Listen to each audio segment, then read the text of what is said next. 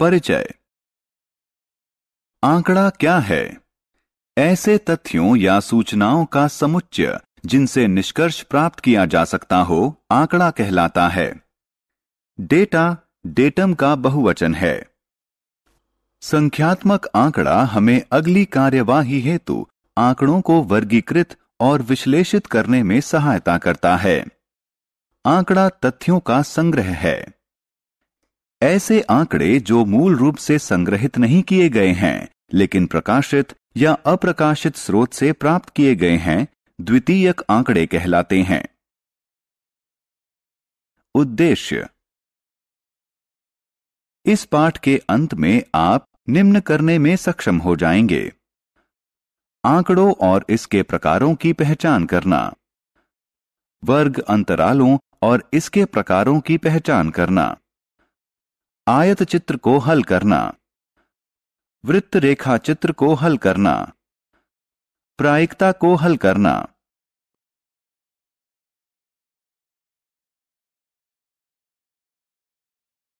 चित्र आलेख। संख्यात्मक आंकड़ों को चित्रों या प्रतीकों का इस्तेमाल करते हुए निरूपित करना चित्र आलेखन कहलाता है। चित्र आलेखों को पढ़ना भारी आंकड़ों को व्यक्त करना तो आसान है, लेकिन इनके माध्यम से सही मान नहीं व्यक्त किया जा सकता। यह एक कॉलोनी के लोगों द्वारा चुने गए खेल का चित्रात्मक निरूपण है।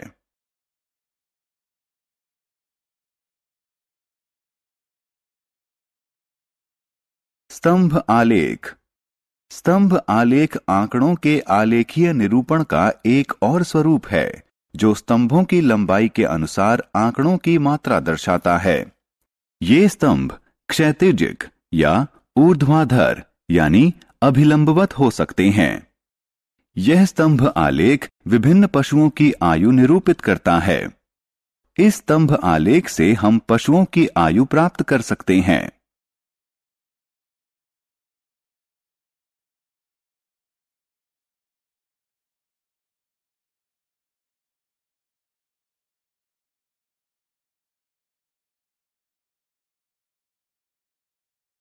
आंकड़ों की तुलना। हम एक स्तंभ आलेख में आंकड़ों के दो समुच्चय निरूपित कर सकते हैं। यह स्तंभ आलेख वर्ष 2006 के साथ साथ 2007 का भी औसत मासिक व्यय प्रदर्शित करता है। इस प्रकार का स्तंभ आलेख उभय स्तंभ आलेख कहलाता है।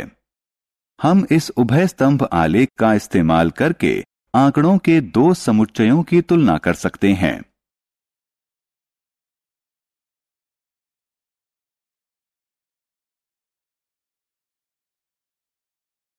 बारंबारता बंटन। आंकड़ों के प्रकार। कच्चे या अपरिष्कृत आंकड़े। कच्चे या अपरिष्कृत आंकड़े प्रारंभिक प्रेक्षणों का संग्रहण होते हैं जो अव्यवस्थित होता है। इस प्रकार की सूचना हम सर्वेक्षण के दौरान प्राप्त करते हैं। इसे दो प्रकार से वर्गीकृत किया जा सकता है: 1. असतत आंकड़े। 2. सतत आंकड़े। असतत आंकड़े। इस प्रकार के आंकड़े बहुत शुद्ध रूप से पूर्ण संख्याओं में मापे जा सकते हैं।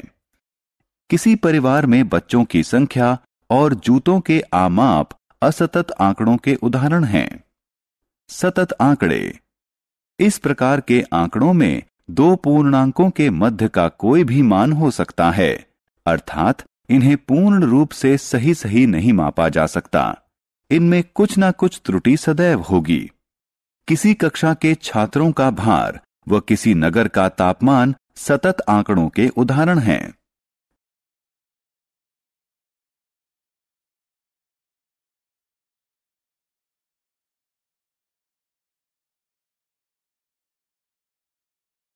बारंबारता बंटन सारिणी। निम्न आंकड़ों को देखें। यह छात्रों द्वारा एक माह में अर्जित ग्रेड के विषय में बताता है। इस आंकड़े से हम छात्रों द्वारा अर्जित केवल एक माह की ग्रेड के विषय में जानकारी प्राप्त कर सकते हैं। आइए निम्नानुसार सारणी बनाएं। यह सारणी दिए गए आंकड़ों को स्पष्ट रूप से दर्शाती है। इस सारणी से हम प्रत्येक ग्रेड में छात्रों की संख्या के बारे में जानकारी प्राप्त कर सकते हैं। यह सारणी बारंबारता बटन सारणी के रूप में जानी जाती है। दिए गए आंकड़ों में कोई विशिष्ट प्रेक्षण जितनी बार पाया जाता है उसे उसकी बारंबारता कहा जाता है। बारंबारता बटन प्रदर्शित करता है कि कोई विशिष्ट वस्तु उस समूह में कितनी बार पाई गई है।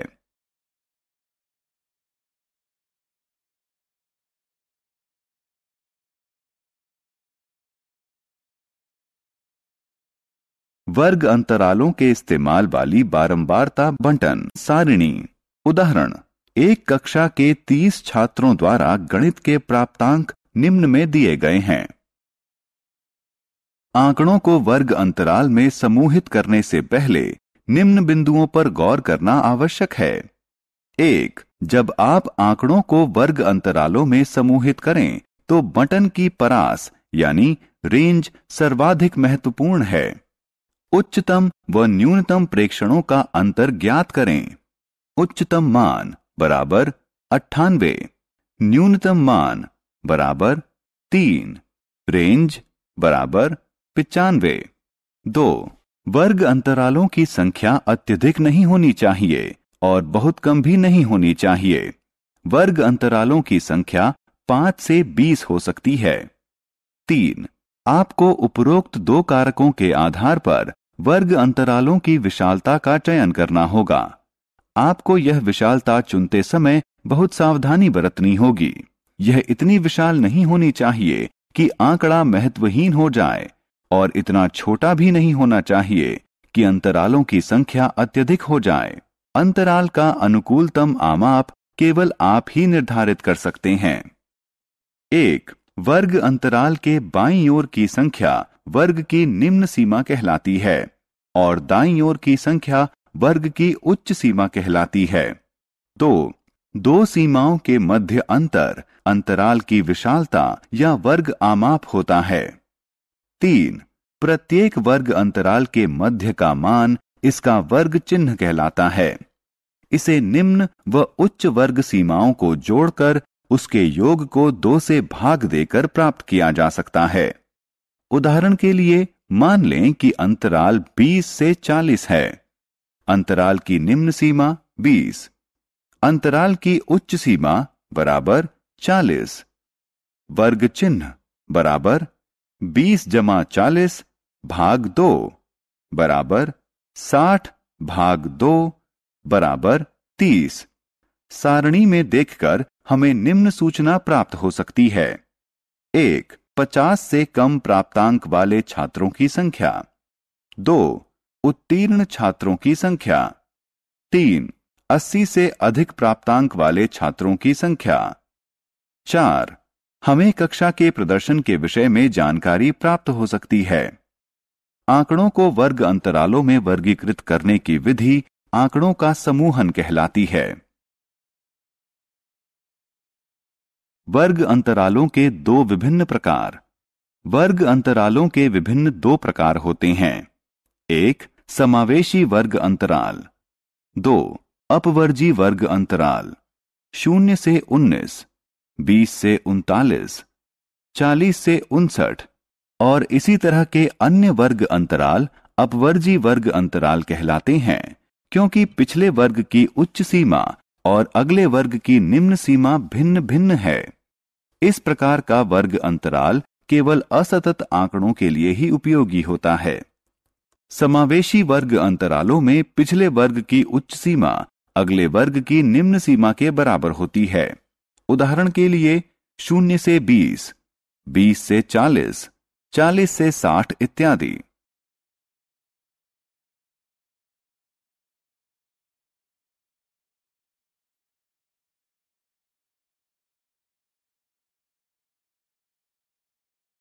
आयत चित्र। आयत चित्र सतत चर के बारंबारता बटन का आलेखीय निरूपण है।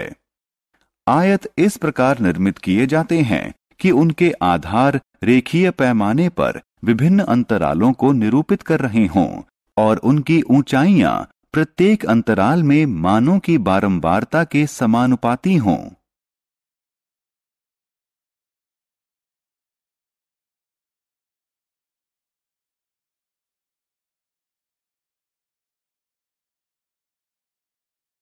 बारंबारता सारणी। उदाहरण, निम्न में बारंबारता सारणी और उससे संबंधित आयत चित्र दिया गया है, जिसमें एक कारखाने के कर्मचारियों की संख्या उनके वेतन के आधार पर दर्शाई गई है। समाधान, बारंबारता सारणी में कारखाने के 100 कर्मचारी उनकी आय स्तर के अनुसार दर्शाए गए हैं। यदि आप उपरोक्त आयत चित्र को ध्यान से देखें तो आप पाएंगे कि एक आयत चित्र स्तंभ आलेख जैसा दिखता है, लेकिन उसमें एक स्तंभ और दूसरे स्तंभ के मध्य कोई रिक्त स्थान नहीं है। 2. आयत चित्र का एक शीर्षक है। 3. एक्स अक्ष पर समूहित आंकड़े के वर्ग अंतराल दर्शाए गए हैं। बटन में जो भी दर्शाया गया है उसे नीचे लिखा भी गया है। 4. वाई अक्ष पर प्रत्येक वर्ग अंतराल के लिए बारंबारताएं दर्शाई गई हैं।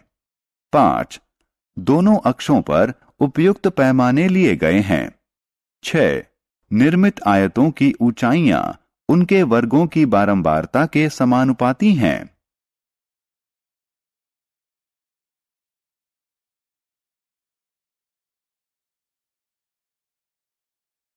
वृत्त आलेख। 2 भागों में बटे हुए वृत्त आलेख के दोनों भाग संबंधित सूचना के कुछ अंश का आमाप प्रदर्शित कर रहे हैं। वृत्त आलेखों का उपयोग उन अंशों के आमाप को प्रदर्शित करने के लिए किया जाता है जो समष्टि का निर्माण करते हैं। वृत्त आलेखों को पाई आलेख के रूप में भी जाना जाता है।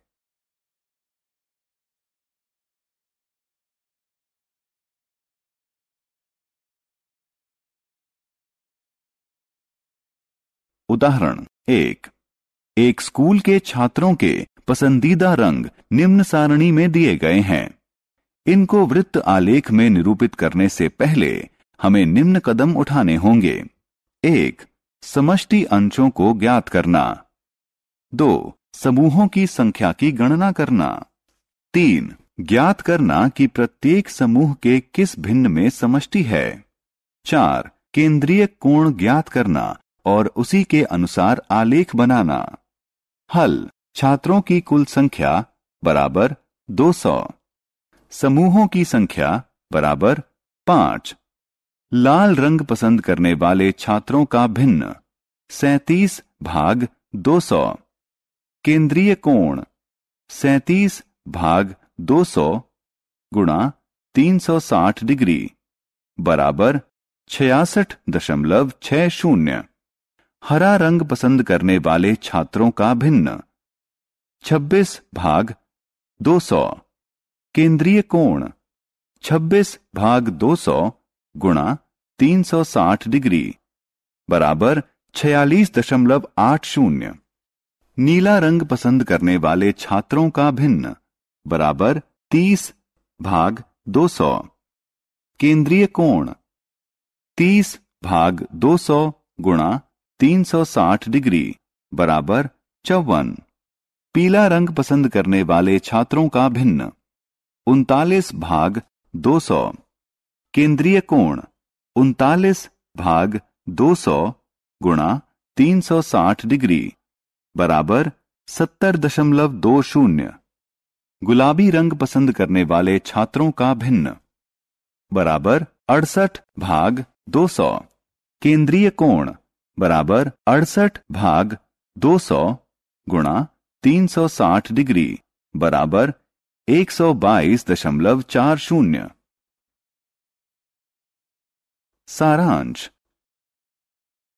आइए जो कुछ हमने सीखा है उसे संक्षेप में दोहराएं। वे संग्रहित प्रेक्षण जो व्यवस्थित न किए गए हों कच्चे आंकड़े कहलाते हैं। किसी आंकड़े में उच्चतम प्रेक्षण और न्यूनतम प्रेक्षण के मध्य अंतर को आंकड़ों की रेंज कहा जाता है। दिए गए आंकड़ों में कोई प्रेक्षण जितनी बार आता है वह उसकी बारंबारता कहलाता है। बारंबारता बटन वह सारणी है जो दर्शाती है कि कोई वस्तु उस समूह में कितनी बार आई है। जब प्रेक्षणों की संख्या अत्यधिक हो तो आंकड़ों को सरल वर्ग अंतरालों में समूहित किया जाता है। उच्च और निम्न वर्ग सीमा के मध्य अंतर को वर्ग आमाप कहा जाता है। वर्ग अंतराल का मध्यमान वर्ग चिन्ह कहलाता है। वर्ग अंतराल संग्रहित आंकड़ों के प्रकार पर निर्भर करते हुए या तो समावेशी वर्ग अंतराल हो सकते हैं या अपवर्जी वर्ग अंतराल हो सकते हैं। आयत चित्र समूहित आंकड़ों का आलेखीय निरूपण होता है। यह आधार के रूप में वर्ग अंतरालों के आयतों और ऊंचाइयों के रूप में संबंधित बारंबारताओं से बना होता है। कोई प्रयोग वह स्थिति है जिसमें निष्कर्ष निकलने की संभावना हो। निष्कर्ष वह परिणाम है जो किसी प्रयोग के एक ही प्रयास में प्राप्त हो। कोई अनुवृत्त किसी प्रयोग का एक या अधिक निष्कर्ष हैं।